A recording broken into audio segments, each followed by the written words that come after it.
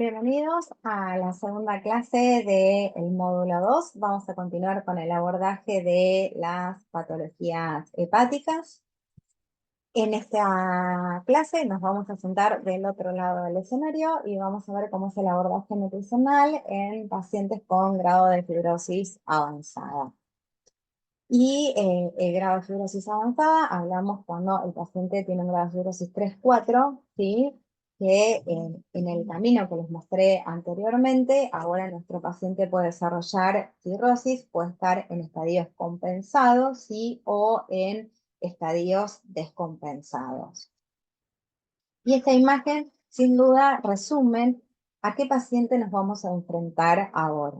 Estos son pacientes donde la vía metabólica que predomina es la gluconeogénesis, contribuyendo al catabolismo proteico. Son pacientes que se caracterizan por tener un gasto energético en reposo 1.3 veces más alto comparado con los controles sanos, donde 10 horas de ayuno para una persona que no tiene cirrosis equivalen a 3 días para un paciente con cirrosis.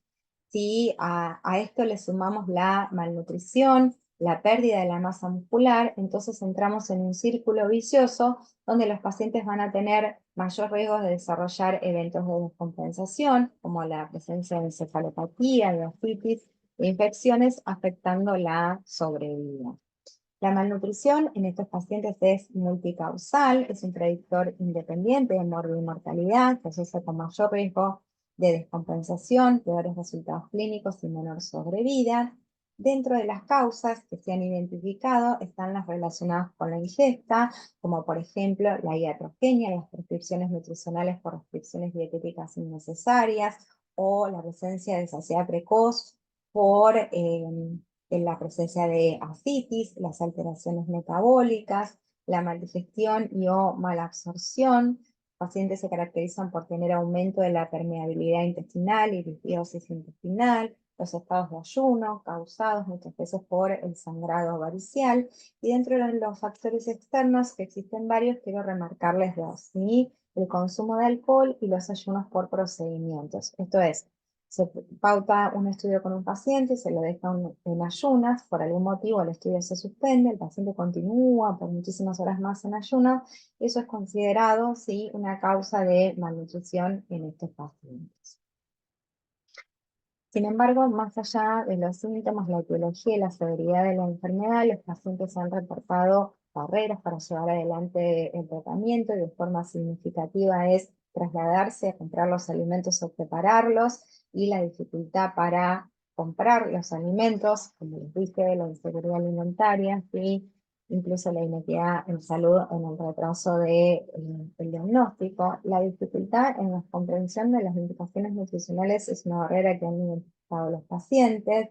También estar solo, es decir, sin cónyuge, es una barrera para los pacientes. Y hay un trabajo muy interesante del doctor del doctor Palmese, perdón, que lo que hizo fue comparar las recomendaciones de las guías europeas con la ingesta de pacientes con enfermedad hepática crónica. Y pudo ver que los pacientes entre el 85 y el 95% no cubrían o tenían una ingesta inadecuada de kilocalorías, proteínas y de hidratos de carbono complejos. Si bien estas barreras fueron más significativas a mayor severidad de la enfermedad, estuvieron presentes en todos los pacientes independientemente de la severidad. Y a la malnutrición le sumamos la inactividad física. Los pacientes pueden pasar alrededor del 80% de las horas diurnas en estado de reposo, los relacionados con la cirrosis, como la hiperamonemia o la presencia de ascitis, las ambientales y organizacionales, como la inequidad en el acceso a la salud, y otros factores como las alteraciones metabólicas o la inflamación sistémica. Entonces probablemente nos terminemos encontrando con pacientes que, además de malnutrición, presenten manifestaciones de la disfunción muscular, como la presencia de sarcopenia y o fragilidad. Estos pacientes van a tener mayor riesgo de descompensación, de utilización del sistema de salud, disminución de la calidad de vida, mayor riesgo de mortalidad y peores resultados clínicos en el post-trasplante. Y me voy a detener un segundo en la calidad de vida. Esta es una revisión del grupo de la doctora García Sao, donde ella logra identificar 3 puntos claves que afectan la calidad de vida, pero fíjense que múltiples de esos factores son modificables, entre ellos la malnutrición, de aquí la importancia de jerarquizar el tratamiento nutricional, ¿sí? La prevalencia de estas tres entidades hay que entender que son diferentes, dinámicas y multifactoriales, que correlacionan con la severidad de la enfermedad y también depende de las herramientas que nosotros utilicemos para medirlas. Como ustedes pueden ver, es muy variable.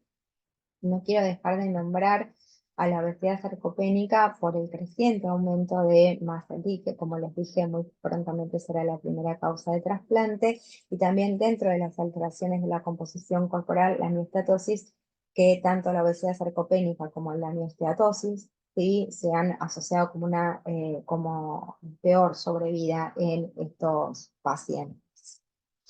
Hasta acá les mostré datos internacionales y gracias al esfuerzo de investigadoras argentinas ya contamos con datos en nuestro país. Este es un trabajo de la licenciada Cielo Gutiérrez, donde lo más importante de este trabajo a destacar es que el 70% de la muestra estaba compuesto por pacientes con cirrosis compensada. Y si bien sabemos que la malnutrición es común en pacientes con cirrosis hepática, ella encontró una alta prevalencia en pacientes compensados. Es decir, que cuando se arriba a la conclusión, sí, es importante realizar la detección temprana de malnutrición. Esto sin duda nos permitiría una intervención precoz del tratamiento. Y este es otro trabajo de dos autores del Departamento de Alimentación del Hospital Udaondo. Acá lo interesante es que el mayor porcentaje de la muestra estaba compuesto por pacientes en estadios descompensados, eran child B, C, ¿sí? Y lo interesante de este trabajo es que muestra cómo la malnutrición y la dinamometría se asocian con eventos de descompensación de forma significativa, como el desarrollo de encefalopatía, de ascitis y de peritonitis bacteriana espontánea. Arriban a una conclusión similar, ¿sí?, la importancia de identificar de forma precoz tanto la malnutrición como la sarcopenia para de esta manera iniciar el tratamiento. Esto, como les dije, la sarcopenia es un predictor independiente de muerte y mortalidad, y este es uno de los primeros trabajos del doctor Montano Loza, donde evaluó 112 pacientes en esta espera por tomografía, y como ustedes pueden ver, aquellos pacientes que presentan sarcopenia, sí, tienen una menor sobrevida a los 6 meses y al año de forma significativa comparado con los que no presentan sarcopenia. Más recientemente, un metaanálisis increíble desde el punto de vista metodológico, que incluyó 22 estudios con más de 6.900 pacientes, identificó una prevalencia global de sarcopenia del 37,5%. Pueden ver que esa prevalencia cambia acorde al género, ¿sí?, a la etiología, es más alta en la enfermedad hepática asociada al consumo de alcohol, a la severidad de la enfermedad, y también se asoció la sarcopenia con un riesgo 2 veces mayor de mortalidad en estos pacientes con un hazard ratio ajustado de 2,30. La fragilidad, que también es un predictor independiente de mortalidad. Este es un trabajo longitudinal que llevó adelante la doctora Jennifer Lai en 1.008 pacientes de 8 centros de trasplante diferentes. Y lo que ella hizo fue realizar mediciones de la fragilidad a través del uso del índice de fragilidad hepática cada 3 meses. Como ustedes pueden observar, aquellos que presentaron mejoría en el índice de fragilidad hepática tuvieron una mejor sobrevida que aquellos las cuales el índice se mantuvo igual o de alguna manera empeoró. Lo mismo muestra el Fragility Study, ¿sí?, que tuvo una mediana de seguimiento de 36 meses y con 1.166 pacientes, y que pueden ver cómo disminuye la sobrevida de forma significativa en aquellos pacientes que tienen fragilidad versus los que no presentan fragilidad al año, a los 3 años y a los 5 años. Lo importante es identificar y saber quién es quién, es decir, qué es la malnutrición, qué es la sarcopenia y la fragilidad, y aquí nos enfrentamos a nuestro primer desafío en las enfermedades hepáticas. Existen al menos 32 definiciones diferentes de lo que es la malnutrición, pero sin embargo, si bien las definiciones que aparecen en las guías de práctica clínica, tanto en la ESPE como en la ISTEL y en la Guía Práctica de la Asociación Americana, definen a la malnutrición como un desequilibrio de nutrientes que causa efectos adversos medibles en la forma y el tamaño del cuerpo, en la función y en los resultados clínicos, Y también algo muy importante es que para las guías de la Sociedad Europea, malnutrición es sinónimo de desnutrición, lo cual genera una controversia, o existe una diferencia con la definición de la OMS sobre lo que es la malnutrición. Definir sarcopenia en las enfermedades hepáticas es bastante complejo. La definición más utilizada y citada en la bibliografía es la del Grupo Europeo de Estudio de Sarcopenia en el Adulto Mayor, y es la que figura en las guías de práctica clínica de la Sociedad Europea, y se define la fragilidad como la pérdida de la reserva funcional, cognitiva y fisiológica que lleva a un estado de vulnerabilidad del paciente. Es decir, tres entidades diferentes que hay que identificarlas porque las tres sin duda pueden coexistir. Sin embargo, en las últimas guías prácticas de la Asociación Americana, recordemos que las guías prácticas están basadas en recomendación de expertos y en la mejor evidencia científica disponible. Se establecen definiciones operativas y se define la sarcopenia como la representación fenotípica de la pérdida de la masa muscular en cuanto a la cantidad, y a la fragilidad como la representación fenotípica de la función contráctil muscular alterada. Y se establece un cambio en estas definiciones a definiciones operativas. Y aquí nos encontramos frente a otro desafío, y es las diferentes herramientas que contamos para evaluar sarcopenia. Ustedes pueden ver, existen varias herramientas, ¿sí? Cada una con sus ventajas y sus desventajas. Algo importante que me parece contarles es que el cálculo de la circunferencia media muscular del brazo ha mostrado un buen valor predictivo, ¿sí? Cuando se lo comparó con la tomografía o la resonancia para evaluar sarcopenia, y que la bioimpedancia, que puede estar sesgada por la retención de líquidos de estos pacientes, cuando el equipo de bioimpedancia arroja el ángulo de fase, podemos evaluar sarcopenia sin que tenga el sesgo de la retención de líquidos. Es decir, que si vamos de abajo hacia arriba, vamos de el aumento de la plasticidad y aplicabilidad, siendo la tomografía y la resonancia aún el gol estándar para la evaluación de sarcopenia. Lo que sí es importante comprender es que estos pacientes deben ser evaluados sistemáticamente para ver si presentan sarcopenia y o fragilidad. La fuerza de agarre, como ustedes pueden ver, interpela tanto la sarcopenia como la fragilidad. Existen diferentes fenotipos de fragilidad. La más estudiada es la fragilidad física, ¿sí? Y también existen diferentes herramientas, como por ejemplo la escala de fragilidad clínica, que es una herramienta más subjetiva para evaluar fragilidad global, y el índice de fragilidad hepática, que se les nombré anteriormente, o Liver Fragility Index, y quiero aclarar varias cosas de este índice. Es el más utilizado, es un índice objetivo, se puede usar en pacientes ambulatorios, pero no se puede utilizar en pacientes que presentan encefalopatía. Es muy fácil de aplicarlo, se ingresa al sitio web del índice, se pone el género, se realizan 3 mediciones con el dinamómetro en el brazo dominante, se cuentan cuántos segundos tarda el paciente en realizar 5 test de la silla, es decir, levantarse y sentarse de la silla sin soporte, con los brazos cruzados, y se cuenta también cuántos segundos tardan los pacientes en pararse en 3 posiciones diferentes, lado a lado, semi-tándem y tándem. Se cargan acá automáticamente se hacen los promedios, acá uno está en gris, acá se ponen los segundos, apretan calcular, ¿sí? Y nos va a decir, acorde al valor, si el paciente está normal, prefrágil o frágil. Recordar que frágil es mayor o igual a 4.5. Entonces, dentro del proceso del cuidado nutricional, es muy importante realizar la evaluación, realizar el screening nutricional, la evaluación y el diagnóstico para poder llevar adelante el tratamiento, hacer el seguimiento y después, por supuesto, volver a reevaluar para ver cómo están nuestros pacientes. Y siempre cuando hablo del cribado y la evaluación, a mí me gusta hablar de la ventana y el bosque, es decir, el llegar a tiempo. Si sabemos que existe una ventana óptima para identificar de forma precoz tanto la malnutrición, la sarcopenia como la fragilidad, entendiendo el tiempo de catabolismo ocurre mucho más rápido que el tiempo de anabolismo que necesitamos para recuperar a los pacientes, es importante saber que todos los pacientes con enfermedad hepática crónica, particularmente aquellos en estadios descompensados, se les debe realizar un cribado nutricional rápido.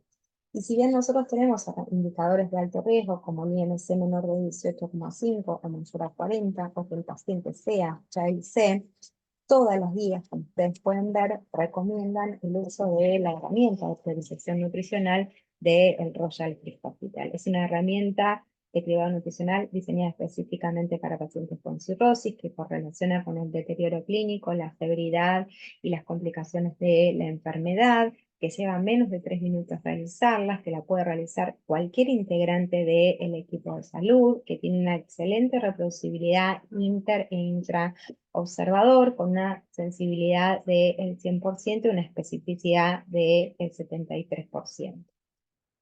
La herramienta, como ustedes pueden ver, es muy fácil de utilizar, tiene 3 pasos. En el primer paso nos vamos a preguntar si el paciente presenta hepatitis alcohólica aguda o se alimenta por sonda. La respuesta es sí, directamente, sí. Esto nos lleva a que tenemos un paciente de alto riesgo.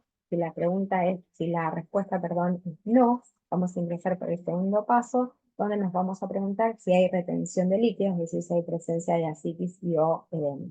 Y acorde a esa respuesta, vamos a ir no por este camino, sí, ya suma un punto, sí, vamos a ir por este camino, hasta llegar al paso 3, donde vamos a contar el puntaje que nos dio, es decir, vamos a tener nuestro score, ¿sí? Para clasificar al paciente en bajo riesgo, riesgo moderado o riesgo alto. Sin embargo, cuando vemos el algoritmo de las guías de práctica clínica de la ISEL, en rojo, ¿sí? Cuando el paciente es 6C o tiene un IMC menor de 18,5, ya nos lleva a que es un paciente de alto riesgo. Cuando no es así, el primer paso que hay que aplicar es el cálculo del IMC. Pero hay que prestar mucha atención, porque como les dije, estos pacientes pueden presentar retención de líquidos, entonces el cálculo del índice de masa corporal debe realizarse con el peso seco. Una forma práctica que establecen las guías para estimar el peso seco es descontando 5, 10 o 15% según el paciente presente ascitis leve, moderada o severa, y sumar un descuento adicional del 5% si presenta edema bilateral en miembros inferiores. Por supuesto que las guías recomiendan la herramienta de screening, y cuando el paciente presenta riesgo alto o riesgo medio de malnutrición, directamente las guías nos llevan a que el paciente debe recibir una evaluación nutricional detallada, preferentemente por un nutricionista experto. La valoración nutricional detallada incluye la utilización de herramientas de evaluación global, como la evaluación global subjetiva o la evaluación global del Royal Free Hospital, la evaluación de la ingesta, ¿sí? Con un registro de 3 días, con un recordatorio de 24 horas, si bien son 2 herramientas diferentes, pero hay que evaluarlas, y la evaluación de la objetiva de la masa muscular, que es lo que ya les conté.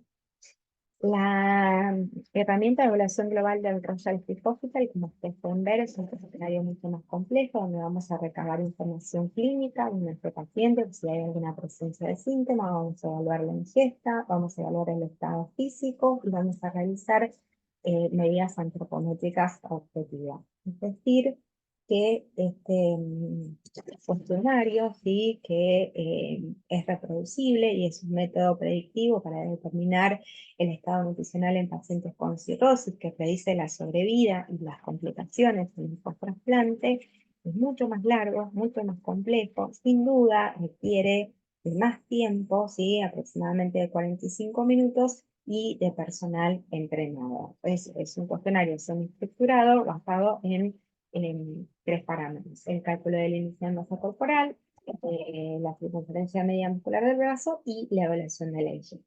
Una vez que hicimos todo esto, ¿sí? Nos lleva al algoritmo, ¿sí? Acorde al índice de masa corporal, va a ser el camino que vamos a seguir, a la circunferencia media muscular del brazo y a la ingesta dietética. Hablamos de adecuada cuando cubre los requerimientos, inadecuada cuando no cubre, pero es mayor a 500 kilocalorías, o insignificante cuando es menor a 500, y siguiendo el algoritmo, ¿sí? Acorde a estas 3 mediciones, nos va a decir si nuestro paciente está bien nutrido, está moderadamente malnutrido, tiene sospecha de malnutrición, o está severamente malnutrido. La evaluación de la ingesta es muy importante, ¿sí? No solo para identificar las barreras, sino también para evaluar la cantidad y la calidad del consumo de alimentos, de líquidos, los horarios de las comidas, con qué frecuencia, También al interrogatorio dirigido, evaluar si hay ingesta de alcohol, aunque la ingesta de alcohol está contraindicada, ¿sí? Pero los pacientes pueden consumir hierbas y o suplementos que puedan causar hepatotoxicidad. Y un error que se comete frecuentemente y que no debemos hacer es olvidar involucrar al familiar y al cuidador como parte del tratamiento. En este proceso nutricional, sí, el tratamiento como lo vamos a dividir según esté el paciente en estadio compensado o descompensado. En estadio compensado hay algunos errores que no debemos cometer, como por ejemplo, no adaptar el tratamiento a los cambios en el estadio clínico que pueda presentar el paciente. Como les dije, esos pacientes pueden desarrollar algún evento de descompensación y ahí nosotros debemos cambiar nuestro abordaje nutricional. No involucrar a los familiares y los cuidadores también es un error, y no realizar restricciones dietéticas injustificadas. La receta con la Gillette siempre la pongo para explicar, ¿sí? Y sacar el mito de que el alimento crujiente, ¿sí? O crocante pueda generar sangrado varicial. Eso es un mito. El sangrado varicial se produce por el aumento de la presión portal, ¿sí? Y la dieta hepatoprotectora, que claramente no existe porque lo único que genera daño hepático directo es el alcohol, por supuesto algunos medicamentos sí, pero no hay ningún alimento que cause daño hepático directo. Entonces, en el paciente en estadio compensado, o sea, con cirrosis compensada, es muy importante cubrir el aporte calórico. Podemos hacer restricción calórica acorde al índice de masa corporal, pero lo vamos a calcular acorde al peso ideal corregido, las calorías, y al peso ideal, el aporte de proteínas, ¿sí? El paciente debe recibir al menos 1,2 a 1,5 gramos de proteínas por kilo por día. Como ustedes pueden ver, la distribución del plato es un plato absolutamente normal. La alimentación sin duda debe ser parte del disfrute, debe ser variada, completa. Por supuesto, evaluar las comorbilidades asociadas que tenga el paciente, evitar los periodos prolongados de ayuno, y la importancia de la colación nocturna, ¿sí? Por esto de que 10 horas para una persona que no tiene cirrosis equivale a 3 días, entonces siempre lo ideal es acortar la brecha de ayuno, en lo posible dando la colación nocturna y adelantando el horario del desayuno. Y por supuesto, previa evaluación del riesgo, la actividad física. También es importante, como dijimos, identificar las barreras para de esta manera poder brindarle pautas de alarma a nuestros pacientes, como la reducción de la ingesta, para que se pongan en contacto de forma rápida con el equipo de salud, ¿sí? Cuando haya reducción de la ingesta. Estos pacientes que se van a descompensar, ¿sí? Dentro de los eventos de descompensación, los más frecuentes son el desarrollo de ascitis y encefalopatía. La encefalopatía es un síndrome neuropsiquiátrico, ¿sí? Que produce una amplia gama de síntomas que puede ir desde una confusión leve hasta el coma, o sea, 4 grados de encefalopatía, ¿sí? Y se debe, por supuesto, a que el ciclo de la urea no puede detoxificar de forma correcta el amonio. Y dentro de las causas quiero detenerme en dos, ¿sí? La malnutrición, que contribuye al desarrollo de la encefalopatía, y también la constipación, porque la alteración de la flora intestinal, ¿sí? Contribuye a la encefalopatía. Y dentro de los síntomas, como ustedes pueden ver, el paciente puede presentar desorientación temporoespacial, somnolencia, alteración del sueño de vigilia, mala memoria a corto plazo, los temblores, el flapping, ¿sí? Incluso pueden tener encefalopatía encubierta o cover, como comúnmente se la conoce, y que en el interrogatorio nosotros de repente estamos hablando con el paciente, le preguntamos qué día es hoy, recuerda el día pero no el año, o la fecha de nacimiento, se confunde o habla muy, muy, muy lento. Bueno, el paciente puede estar cursando una encefalopatía encubierta. Eso, por supuesto que desde ya hay que hablarlo urgentemente con el equipo. Dentro de la encefalopatía, lo más importante que quiero destacar es la importancia de no restringir la proteína, ¿sí? Es un mito que se desterró en el año 2004. El aporte proteico y la masa muscular son fundamentales porque el músculo contribuye a la detoxificación del amonio. Entonces, frente a la falta de masa muscular hay mayor riesgo de encefalopatía. Incluso fíjense que la recomendación es más alta, puede ir de 1,5 a 2 gramos por día, puede ser tanto de origen animal, lácteos o vegetales, acorde a la tolerancia, y la suplementación de aminoácidos de cadena ramificada estaría indicada en aquellos pacientes que no logran cubrir el requerimiento proteico por vía oral. El aporte de la fibra para la mejora de la flora intestinal, sin embargo, hay que evaluar la sintomatología y la digestibilidad. Fíjense que acá la frecuencia de comida es mayor, es decir, no pueden pasar, son pacientes que no pueden pasar más de 3 o 4 horas sin comer. Se puede evaluar la suplementación, ¿sí?, vía oral, y la densidad calórica de la colación nocturna es muy variable dentro de la literatura, puede ir entre 300 o 700 kilocalorías. Lo que sí es importante es que contemple al menos 15 gramos de proteína, fibra y los hidratos de carbono. Sin embargo, todos los targets terapéuticos nutricionales en la encefalopatía se han centrado en la reducción del amonio. Recientemente publicado, les diría, hará una semana, estamos hablando de mayo, salió un ensayo clínico randomizado, ¿sí?, donde comparó con 3 brazos de intervención. Algunos tenían alimentación occidental, donde se les dio 20 gramos de proteínas con una hamburguesa de carne, pan, papas fritas de bajo contenido graso y agua sin ningún tipo de agregado. A otro grupo se le dio la misma cantidad de proteínas, pero eran una hamburguesa vegetariana, y otro era una hamburguesa vegana. Y se puede observar, hicieron mediciones del nivel de amonio basales y a las 3 horas, y se puede observar que quienes consumían esta alimentación occidental, sí, llevaban a una elevación significativamente más alta de la generación de amonio, más allá de las alteraciones en la microbioma, en el microbiota, por llevar una alimentación occidental. Quiero decir que esto es un estudio, por eso los autores proponen, digamos, generar al menos una sustitución de una comida a base de carnes por proteínas de origen vegetal. Es un estudio que solo incluyó 30 pacientes a corto plazo, pero esa es la tendencia que estaría marcando el cambio en el aporte proteico. Sin embargo, se requieren de más estudios para tener mejor calidad de la evidencia. Como les dije, los targets se han puesto en el tratamiento de la reducción del amonio, como el uso de los aminoácidos de cadena ramificada. Estas son la evidencia más fuerte que tenemos y de mejor calidad, pero las reducciones sistemáticas requieren una actualización porque ya están desactualizadas. Cuando se comparó el uso o la suplementación de aminoácidos de cadena ramificada versus placebo, no se encontró, se encontró beneficios, pero cuando se los comparó con la neomicina y la lactulosa no se encontraron beneficios en la mortalidad, en la calidad de vida y sobre todo en los parámetros nutricionales. Los pacientes, cuando consumieron estos aminoácidos, presentaron síntomas digestivos. Si bien la calidad de la evidencia es alta, hay que evaluar la palatabilidad y los costos. Otros aminoácidos son la L-ornitina y el L-aspartato. No los tenemos disponibles en Argentina, pero comparados con el placebo, podrían generar algún beneficio en la mortalidad, en la mejora de la encefalopatía y la prevención de los efectos adversos.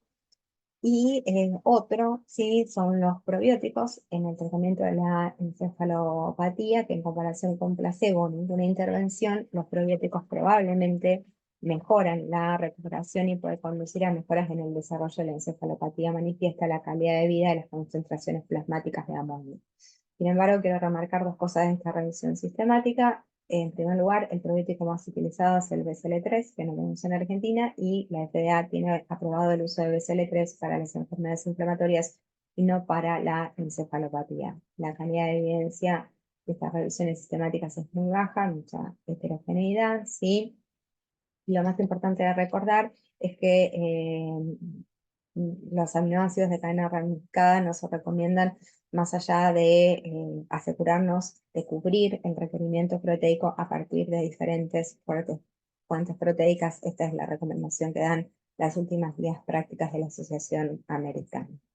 También muy interesante es lo que pauta el último consenso de la Sociedad Internacional de Encefalopatía Hepática y Metabolismo del Nitrógeno, hablar de la estometría nutricional, es decir, cómo nosotros eligiendo una comida que contiene determinado tipo de alimento y ese alimento tiene determinado tipo de nutriente, podemos construir un patrón alimentario que gira en torno a esta geometría, ¿sí?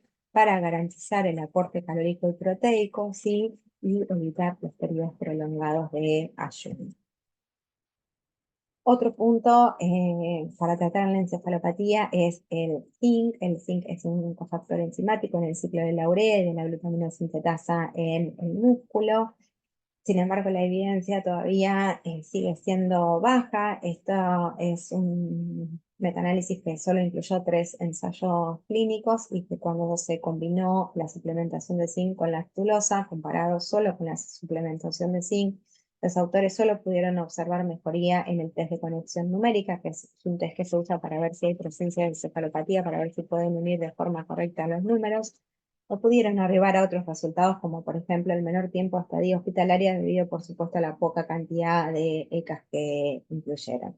Sin embargo, cabe recordar que el zinc es uno de los micronutrientes más deficientes, que altera el gusto del olfato y que forma parte de una de las causas de malnutrición, o sea que frente a la sospecha o la deficiencia clínica hay que suplementar a los pacientes.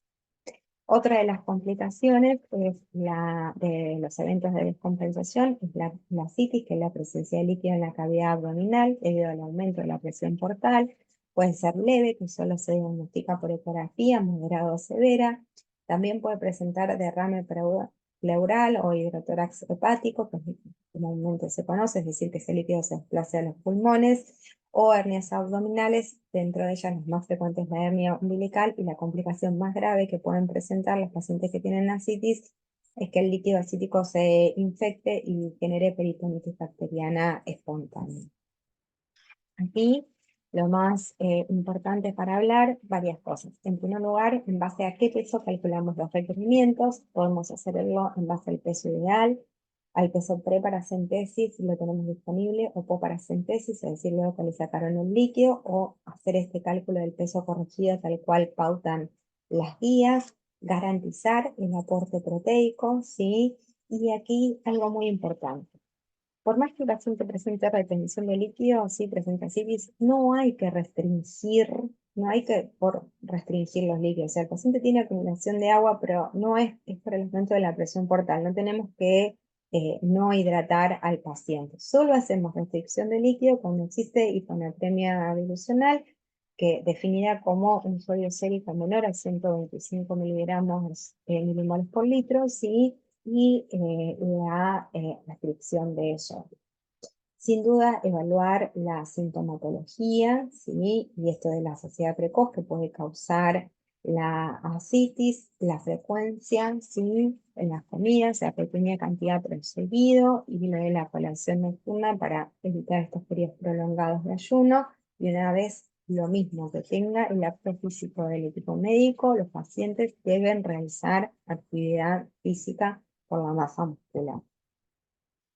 Como ustedes pueden ver, todas las guías para el manejo de la ascitis recomiendan una restricción de 2 gramos de sodio por día. 2 gramos de sodio no es ni más ni menos que 5 gramos de sal, que es la recomendación que da la OMS para la población mundial. El problema es que en Argentina nosotros duplicamos la ingesta de sodio, entonces en realidad no es una dieta hiposódica, sino que es una dieta normosódica. Lo que pasa es que llevar a un paciente una ingesta de 10 o 11 gramos de sodio a 5, sin duda, se convierte en una dieta hiposódica.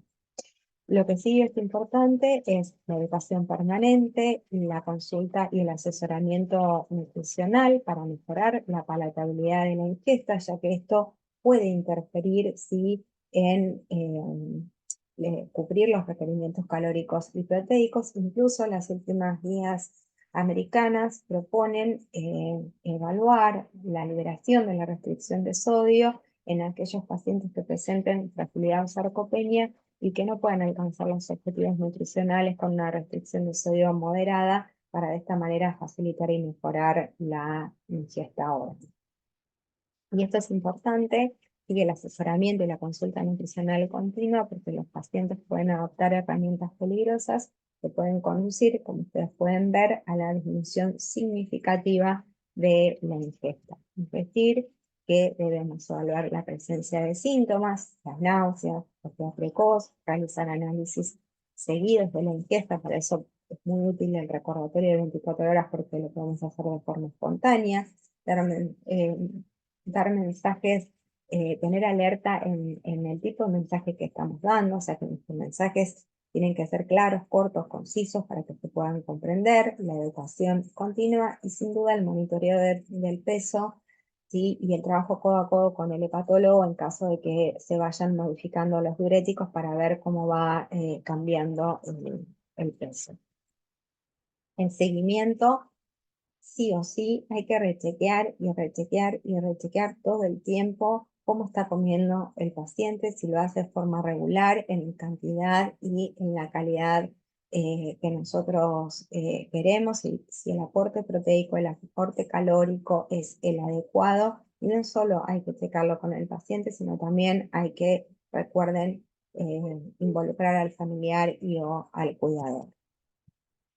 Cuando no sea posible la utilización o la utilización de la vía oral, sin duda hay que pensar inmediatamente en la nutrición enteral, y algo muy importante de aclarar es que la presencia de varices esofágicas no es una contraindicación para el uso de sonda nasogástrica, y pensar en la nutrición parenteral cuando el tubo, cuando no se curan los requerimientos vía oral, ¿sí? Ni con la nutrición enteral, o cuando el tubo digestivo no funciona. Sin embargo, siempre pensamos en esto como última opción. A veces deberíamos de pensarlo como primera opción cuando los pacientes presentan desnutrición grave y o son incapaces de recibir una nutrición adecuada a través de la vía oral o con los suplementos. Y en casos muy, pero muy, muy excepcionales, considerar la gastrostomía percutánea, ya que puede aumentar el riesgo de complicaciones. En cuanto a la suplementación de micronutrientes, no existen informes que evalúen sistemáticamente cómo nosotros debemos suplementarlos. Lo que sí hay que hacer es que frente a la deficiencia confirmada o a la sospecha clínica, sin duda debemos suplementar a nuestros pacientes. Por eso no olvidarnos de la semiología nutricional, de evaluar el pelo, las uñas, la piel, la lengua, ¿sí? La fosa ocular, los temporales, las escápulas. Es decir, hay que hacer semiología nutricional para identificar la sospecha, porque quizás hasta que se confirme por laboratorio estamos perdiendo tiempo para suplementar a nuestros pacientes. Y también entender que quizás muchos de nuestros pacientes no sean candidatos a trasplante, saber que los cuidados paliativos no son sinónimos de cuidados al final de la vida, y que es un medio sin duda para optimizar la calidad de vida de los pacientes y los cuidadores. En la rueda ustedes pueden ver en esta rueda, ¿sí? Los factores que influyen en la calidad de vida de nuestros pacientes, las barreras, incluso en nuestra comunicación, o nuestra relación médico-paciente, pero también entender que nuestras prescripciones, ¿sí? Y nuestro manejo de la comunicación también genera estrés en los cuidadores. Una vez que hicimos cuidado, evaluación, tratamiento, seguimiento, hay que volver al pasono que explicar a los pacientes, que debe hacerse de forma semanal en los hospitalizados, en pacientes ambulatorios, en los que están en estadios compensados anualmente, y en el estadio de descompensación cada 6 u 8 semanas. Sin embargo, para mí, llevarlos al paso 1 es recordarles que cuando se crearon los criterios de Child y Turcot en el año 1964, estos criterios se crearon y se utilizaron originalmente para evaluar el riesgo quirúrgico en pacientes con hipertensión portal. Ellos incluían el estado nutricional, si bien era evaluado de forma subjetiva, pero lo contemplaban. Ya en el año 64 el estado nutricional era importante. Sin embargo, en 1972, cuando se incorpora PURE, cambia el estado nutricional por un parámetro más objetivo, que es el tiempo de protrombina, y se crean los criterios de Child-Turcotte y Pew, que son los criterios que aún siguen vigentes en la actualidad para evaluar la severidad de la enfermedad. Es decir, que sabiendo que desde el año 1964 la nutrición era importante, tuvimos que esperar 54 años para que se publique la primera guía de práctica clínica de nutrición en enfermedad hepática crónica. Si yo tuviera que dejar el recorrido del camino de esta clase con las conclusiones, sin duda entender que la nutrición es una ciencia, pero por sobre todo un derecho, es un predictor independiente de mortalidad, la importancia de el cribado y la valoración del estado nutricional de forma temprana para que los pacientes puedan tener derivación y tratamiento oportuno. El tratamiento siempre es individualizado, debe estar basado en la mejor evidencia científica, que nuestro lenguaje, como les conté, importa, ¿sí? Y que sin duda, frente a la complejidad a la cual nos enfrentamos, el trabajo en equipo es fundamental. Les agradezco mucho que hayan escuchado estas dos clases. Les dejo a disposición mi correo y por supuesto que cualquier duda estoy a disposición. Muchas gracias.